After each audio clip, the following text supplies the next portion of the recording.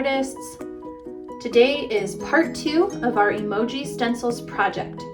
So last week we made our stencils and today we're going to print with them. You can use any coloring materials you have for this project. I'm going to show you how to print with both paint and marker, and you can use whatever you have available. The first thing we're going to do is experiment with different color combinations. So just get a blank piece of paper, newspaper, envelopes, whatever you have, and do some experimenting.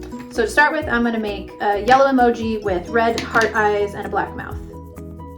I'm going to put my emoji up here so I have room to do multiple experiments. But to start with, I'm going to use my outline stencil. This is the first one we made. The key to using a stencil is you have to make sure it stays really still. Then I'm going to use my marker, press it against the edge, and create my first shape. Then color it in. You can leave your stencil there or take it off.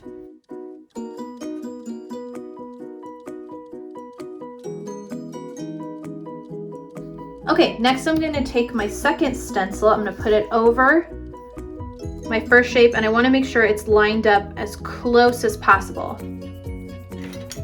Then I'm going to use my other tools to trace these shapes.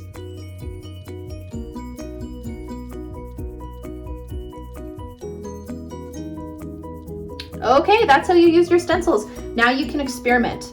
I'm going to do one more with marker before I show you how to use paint.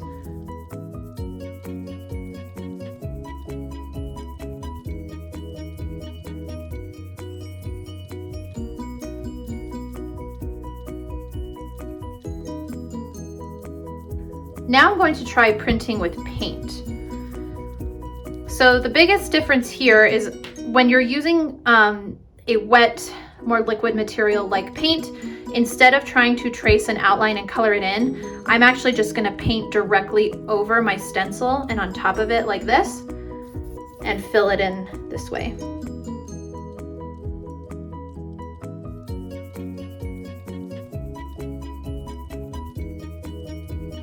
The big thing to remember too, if you're going to print with paint, you should let it dry completely before putting your second layer. So I'm gonna let this sit for a second and dry, and don't forget to clean your brushes in between.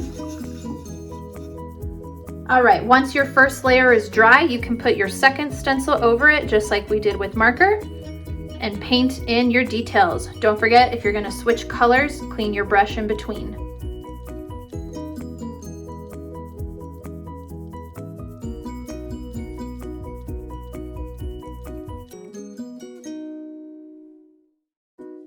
Okay, once you take your stencil off, let it dry completely and let your stencils dry. Once the paint is dry to the touch, you can keep on printing and try new colors.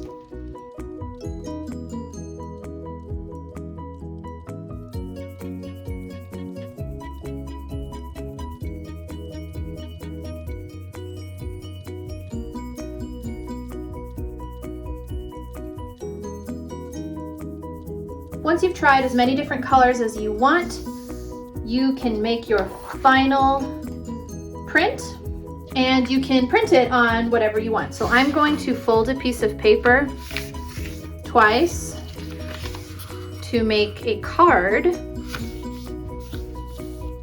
I'm going to print on the front of the card, and you can make multiples of these if you want.